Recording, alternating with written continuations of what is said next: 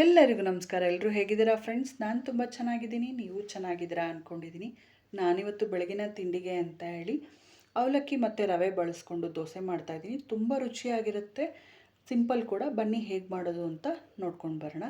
ನೋಡಿ, ನಾನಿಲ್ಲೊಂದು ಬಟ್ಲಿಗೆ 1 ಲೋಟದಷ್ಟು ಗಟ್ಟಿ ಅವಲಕ್ಕಿ ತೊಗೊಂಡಿದ್ದೀನಿ. ಮೊದಲಿಗೆ ಇದನ್ನು ಒಂದೆರಡು ಸರಿ ತೊಳ್ಕೊಂಡು ಬಂದುಬಿಡೋಣ. ನೋಡಿ, ಇದು ತೊಳೆದಾಗಿದೆ. ಇಷ್ಟು ಒಂದೆರಡು ಸರಿಂದ 3 ಸರಿ ತೊಳ್ಕೊಳ್ಳಿ. ಇದ್ರ ಜೊತೆಗೆ ನಾನಿಲ್ಲಿ ಉಪ್ಪಿಟ್ಟಿಗೆ ನಾವು ಬಳಸೋವಂಥ ರವೆನ 1 ಲೋಟ ತೊಗೊತಾ ಇದ್ದೀನಿ. ಯಾವ ಲೋಟದಲ್ಲಿ ಅವಲಕ್ಕಿ ತೊಗೊಂಡಿದ್ನಲ್ಲ ಅದೇ ಲೋಟದಲ್ಲೇ ರವೆ ಕೂಡ ತೊಗೊಂಡಿರೋ ಅಂಥದ್ದು. ಅದ್ರ ಜೊತೆಗೆ ಅರ್ಧ ಲೋಟದಷ್ಟು ಮೊಸರು. 1 ಲೋಟದಲ್ಲೇ ತೊಗೊಳ್ಳಿ ಮೆಷರ್ಮೆಂಟು, ಅವಾಗ ನಿಮ್ಗೆ ಚೆನ್ನಾಗಿ ಗೊತ್ತಾಗುತ್ತೆ. 1 ಲೋಟ ಅವಲಕ್ಕಿಗೆ 1 ಲೋಟ ರವೆ, ಅರ್ಧ ಲೋಟ ಮೊಸರು, ಅರ್ಧ ಲೋಟ ನೀರು ಹಾಕಿ ನೀಟಾಗಿ ಇದನ್ನು ಕಲಿಸ್ಕೋಬೇಕಾಗುತ್ತೆ. ಯಾಕೆಂದರೆ ಅವಲಕ್ಕಿ ತೊಳೆದಿರೋದ್ರಿಂದ ಮೊದಲೇ ಸಾಫ್ಟಾಗಿರುತ್ತೆ. ರವೆ ಹಾಕಾದ್ಮೇಲೆ ಮೊಸರು ಮತ್ತು ನೀರು ಹಾಕಿ ನೀಟಾಗಿ ಕಲಸಿ ಒಂದು 10ರಿಂದ 15 ನಿಮಿಷ ಬಿಟ್ಟರೆ ಇದು ಸಾಫ್ಟಾಗಿ ಇರುತ್ತೆ. ಆಮೇಲೆ ನಾವು ಇದನ್ನು ರುಬ್ಕೋಬೋದು. ಇವಾಗ ಕಲಸಿದಾಗಿದೆ. ಇದನ್ನು ಒಂದು 10ರಿಂದ 15 ನಿಮಿಷಗಳ ಕಾಲ ನಾನು ನೆನೆಯೋದಕ್ಕೆ ಬಿಟ್ಬಿಡ್ತೀನಿ. ನಿಮ್ಗೆ ಟೈಮ್ ಇದೆ ಇನ್ನೂ ಅಂತಂದರೆ ಇನ್ನೊಂದು 5 ನಿಮಿಷ ಇಟ್ಟರು ಚೆನ್ನಾಗಿ ನೆನೆಯುತ್ತೆ. ನೋಡಿ, ನಾನು ಇಲ್ಲೊಂದು 15 ನಿಮಿಷ ಆದಮೇಲೆ ನಾನು ನಿಮಗೆ ತೋರಿಸ್ತಾ ಇರೋದು. ನೋಡಿ, ನೀರೆಲ್ಲ ಹೀರ್ಕೊಂಡಿದೆ, ಮೊಸರು ಎಲ್ಲ ಸಾಫ್ಟಾಗಿದೆ, ತುಂಬಾ ಚೆನ್ನಾಗಿ ಸಾಫ್ಟಾಗಿದೆ. ಇದನ್ನು ರುಬ್ಕೊಂಬಿಡೋಣ. ನೋಡಿ, ನಂಗೆ ಸ್ವಲ್ಪ ಹಾಕಿರೋದ್ರಿಂದ ಒಂದೇ ಸರಿಗೆ ಗ್ರೈಂಡ್ ಮಾಡ್ಕೊತಾ ಇದ್ದೀನಿ. ಇದಕ್ಕೊಂದು ಸ್ವಲ್ಪ ನೀರು ಸೇರಿಸ್ಕೊಂಡು ನಾನು ಮೊದಲಿಗೆ ಇದನ್ನು ರುಬ್ಕೊಂಬಿಡ್ತೀನಿ. ನೈಸಾಗೆ ನಾವು ಈ ದೋಸೆ ಬ್ಯಾಟರ್ ಹೇಗೆ ರೆಡಿ ಮಾಡ್ಕೊತೀವಲ್ಲ ಅದೇ ಥರ ಸಂಪ್ಳನ ಇಲ್ಲಿ ರೆಡಿ ಮಾಡ್ಕೊಳ್ಳಿ. ಇಷ್ಟು ಹದ ಇದ್ದರೆ ಸಾಕಾಗತ್ತೆ ಗಟ್ಟಿಗೆ. ತುಂಬ ತೆಳ್ಳನೂ ಮಾಡ್ಕೊಳಕ್ಕೆ ಹೋಗ್ಬಿಡಿ, ತುಂಬ ಗಟ್ಟಿಗೂ ಮಾಡ್ಕೊಬೇಡಿ. ಇದನ್ನ ಒಂದು ಬಟ್ಲಿಗೆ ನಾನು ಹಾಕ್ಕೊತೀನಿ. ಮೊದಲಿಗೆ ನೋಡಿ, ಇಷ್ಟು ಗಟ್ಟಿಗೆ ಇಟ್ಕೊಂಡು ಆಮೇಲೆ ಸ್ವಲ್ಪ ಜಾರಿಗೆ ನೀರು ಹಾಕ್ಕೊಂಡು ಇದ್ರ ಜೊತೆ ಸೇರಿಸ್ಕೊಂಡ್ರೆ ಹದ ಸರಿಯಾಗಿರುತ್ತೆ.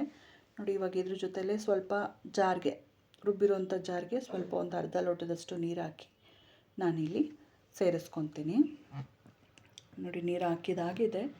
ಇವಾಗ ಇದಕ್ಕೇ ನಾನಿವಾಗ ಮೊದಲಿಗೆ ರುಚಿಗೆ ತಕ್ಕಷ್ಟು ಉಪ್ಪು ಕೂಡ ನಾನಿಲ್ಲಿ ಸೇರಿಸ್ಕೊತಾ ಇದ್ದೀನಿ. ಇನ್ಸ್ಟೆಂಟಾಗಿ ಮಾಡೋದ್ರಿಂದ ನಾನಿಲ್ಲಿ ಸ್ವಲ್ಪ ಸಾಫ್ಟಾಗಿ ಬರಲಿ ಅಂತ ಈನೋ ಪೌಡರ್ನ ಉಪಯೋಗಿಸ್ತಾ ಇದ್ದೀನಿ.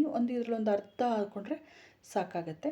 ಈನೋ ಇಲ್ಲ ಅನ್ನೋರು ಬೇಕಾದರೆ ನೀವು ಅಡುಗೆ ಸೋಡಾ ಬೇಕಾದರೂ ಒಂದು ಸ್ವಲ್ಪ ಒಂದು 1/4 ಟೀ ಸ್ಪೂನಷ್ಟು ಹಾಕ್ಕೊಂಡು ಬೇಕಾದರೂ ಬಳಸ್ಕೋಬಹುದು. ನಾನು ಈನೋ ಬಳಸೋದ್ರಿಂದ ತೊಂದರೆ ಇಲ್ಲ ಅಂತ ನಾನು ಈನೋ ಬಳಸ್ಕೊತಾ ಇದ್ದೀನಿ. ಈನೋ ಹಾಕಾದ್ಮೇಲೆ ಉಪ್ಪು ಮತ್ತು ಈನೋನ ನೀಟಾಗಿ ನಾವಿಲ್ಲಿ ಕಲಿಸ್ಕೋಬೇಕಾಗತ್ತೆ. ಹದ ನೋಡ್ಕೊಳ್ಳಿ. ಆದಷ್ಟು ತುಂಬ ತೆಳ್ಳನೂ ಬೇಡ, ತುಂಬ ಗಟ್ಟಿಗೂ ಬೇಡ. ಹಾಗಾಗಿ ನಾನಿಲ್ಲಿ ಸೆಟ್ ದೋಸೆ ಥರ ಮಾಡ್ಕೊತೀನಿ. ತುಂಬಾ ಚೆನ್ನಾಗಿರುತ್ತೆ ಆ ಥರ ತಿನ್ನೋದಕ್ಕೂ. ನೋಡಿ, ಇವಾಗ ಕಲಸಿದಾಗಿದೆ. ಇಷ್ಟು ತೆಳ ಆದರೆ ಸಾಕು. ನಾನಿಲ್ಲಿ ಒಂದು ಕಡೆ ತವಾ ಕೂಡ ರೆಡಿ ಮಾಡಿ ಇಟ್ಟಿದ್ದೀನಿ, ಬಿಸಿ ಇದೆ. ಈಗ ಮೊದಲಿಗೆ ಒಂದು ಸ್ವಲ್ಪ ಎಣ್ಣೆನ ಸ್ಪ್ರೆಡ್ ಮಾಡ್ಕೊತಾ ಇದ್ದೀನಿ ತವಾ ಮೇಲೆ. ನೋಡಿ, ಇವಾಗ ನಾವು ದೋಸೆ ಹಾಕೋಣ. ತುಂಬ ದಪ್ಪನೂ ಬೇಡ, ತುಂಬ ತೆಳ್ಳನೂ ಬೇಡ. ಸೆಟ್ ದೋಸೆ ಥರ ಬರುತ್ತಲ್ಲ ಅಷ್ಟು ಹಾಕ್ಕೊಂಡ್ರೆ ಸಾಕಾಗತ್ತೆ. ನೋಡಿ, ಒಂದು ಸೌಟ್ ಹಾಕಿ ನಾನು ನಿಧಾನಕ್ಕೆ ಈ ಥರ ಸ್ಪ್ರೆಡ್ ಮಾಡಿದ್ರೆ ಆಯಿತು. ಅದರ ಮೇಲೆ ಒಂದು ಸ್ವಲ್ಪ ಎಣ್ಣೆ ಹಾಕಿ ನಾವು ಬೇಯೋದಕ್ಕೆ ಬಿಡಬೇಕು. ತುಂಬ ಉರಿ ಎತ್ಬೇಡಿ, ಮೀಡಿಯಮ್ ಫ್ಲೇಮ್ನಲ್ಲೇ ಇಟ್ಟು ದೋಸೆನ ಮಾಡ್ಕೊಳ್ಳಿ. ತುಂಬಾ ಚೆನ್ನಾಗಿ ಬರುತ್ತೆ. ತವಾಗ ಅಂಟೋದಿಲ್ಲ, ಏನೂ ಇಲ್ಲ. ತಿನ್ನಬೇಕಾದ್ರೂ ಅಷ್ಟೇ ಪಿಚ ಪಿಚ ಅಂತ ಏನೂ ಅನ್ನೋದಿಲ್ಲ, ಅಷ್ಟು ರುಚಿಯಾಗಿರುತ್ತೆ. ಮತ್ತು ಬೆಳಗಿನ ಬ್ರೇಕ್ಫಾಸ್ಟ್ಗೆ ಅಂತೂ ಒಳ್ಳೆಯದು ಅಂತಲೇ ಹೇಳ್ಬೋದು. ಡಯಟ್ ಮಾಡೋರು ಕೂಡ ಇದನ್ನು ತೊಗೋಬೋದು, ಏನೂ ತೊಂದರೆ ಇರೋದಿಲ್ಲ. ನೋಡಿ, ಇಷ್ಟ ಆಗಿದೆ. ಇವಾಗ ನಾನು ಒಂದು ಸೈಡ್ ಬೆಂದಿದೆ, ನಾನು ತೆಗಿತಾ ಇದ್ದೀನಿ. ಇವಾಗ ನೋಡಿ, ನಾನು ನಿಧಾನಕ್ಕೆ ತೋರಿಸ್ತಾ ಇದ್ದೀನಿ. ತವಾಗ ಮಾತ್ರ ಅಂಟೋದಿಲ್ಲ, ಅಷ್ಟು ಚೆನ್ನಾಗಿ ಬರುತ್ತೆ. ಈಗ ನಾನು ಉಲ್ಟಾ ಹಾಕ್ಕೊತೀನಿ.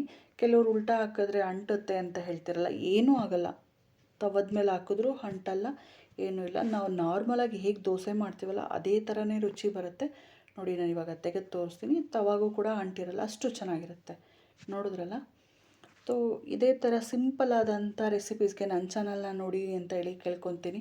ಹೊಸೊಬ್ರು ಯಾರಾದರೂ ಫಸ್ಟ್ ಟೈಮ್ ವಿಸಿಟ್ ಮಾಡಿದರೆ ಸಬ್ಸ್ಕ್ರೈಬ್ ಮಾಡ್ಕೊಂಡು ನೋಡಿ. ಪಕ್ಕದಲ್ಲಿರೋ ಬೆಲ್ ಐಕಾನ್ ಪ್ರೆಸ್ ಮಾಡಿದ್ರೆ ನಾನು ಹಾಕೋ ವಿಡಿಯೋ ನೋಟಿಫಿಕೇಷನ್ ಎಲ್ಲ ಫಸ್ಟ್ ನಿಮಗೆ ಬಂದು ತಲುಪುತ್ತೆ ಅಂತಲೂ ಹೇಳ್ತೀನಿ.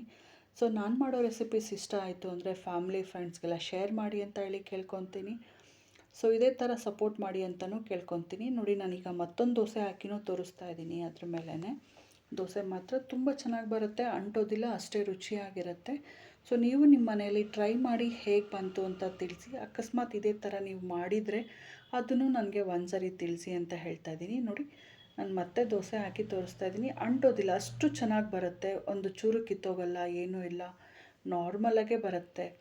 ಸೊ ನೋಡಿದ್ರಲ್ಲ ಫ್ರೆಂಡ್ಸ್, ರವೆ ಮತ್ತು ಅವಲಕ್ಕಿನ ಬಳಸ್ಕೊಂಡು ಮಾಡಿದಂಥ ದೋಸೆನ.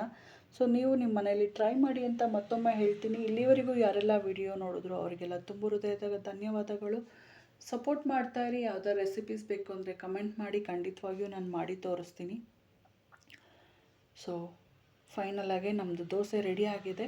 ನಾನು ದೋಸೆಗೆ ಅಂತ ಹೇಳಿ ಚಟ್ನಿ ಮಾಡ್ಕೊಂಡಿದ್ದೆ, ತುಂಬ ರುಚಿಯಾಗಿರುತ್ತೆ. ಸೊ ಚಟ್ನಿ ಇದು ರೆಸಿಪಿ ನಾನು ಬೇಕಂತಂದರೆ ಕೇಳಿ, ನಾನು ಖಂಡಿತವಾಗಿಯೂ ಅದನ್ನು ಕೂಡ ಅಪ್ಲೋಡ್ ಮಾಡ್ತೀನಿ. ವಿಡಿಯೋ ನೋಡಿದ್ದಕ್ಕೆ thank you so much friends.